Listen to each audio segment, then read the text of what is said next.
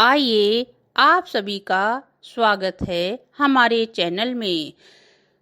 स्वर्ण मृग बने हुए मारीच को जब भगवान राम मारकर अपनी कुटिया में वापस आते हैं और वहाँ माँ जानकी को नहीं पाते हैं, तब वो सारे जंगल में इधर उधर जानकी जानकी कहाँ हो तुम कहकर माँ सीता को ढूंढते हैं। तब लक्ष्मण घबराते हुए कहते हैं, भैया भैया देखो, ये लक्ष्मण रेखा जो मैंने बनाई थी टूटी हुई है। ऐसा हुआ है कि कोई अनर्थ हो गया हो। राम और लक्ष्मण तब आगे बढ़ते हैं तो उन्हें घायल जटायु जमीन पर पड़ा मिलता है।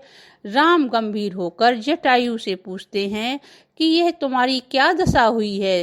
जटायु बहुत ही कमजोर स्वर में कहता है, हे राम, रावण सीता को हर ले गया है। मैंने उसे रोका, परंतु अब मैं इतना कहकर जटायु प्राण त्याग देता है और राम की आंखों में क्रोध और करुणा भर आती है। राम मुट्ठी भींचते हुए, रावण अब तेरा अंत निकट है। तुमने जो किया वो अमर है।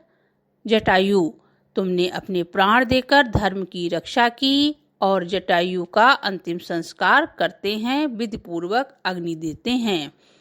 राम और लक्ष्मण सीता की खोज में दक्षिण दिशा की ओर बढ़ते हैं। वो कई आश्रमों से होते हुए चलते हैं और अंत में पहुंचते हैं सबरी के आश्रम, जो कि पंपा सरोवर के पास है। सबरी जो ऋषि मतंग की शिष्या थीं, वर्षों से अपने प्रभु राम की प्रतीक्षा कर रही थीं।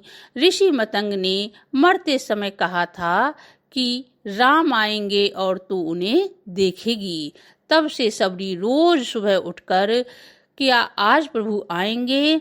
मैंने बेर तैयार रखे हैं, मीठे और स्वादिष्ट और प्रेम से चुने हुए। तभी राम और लक्ष्मण वहां आते हैं।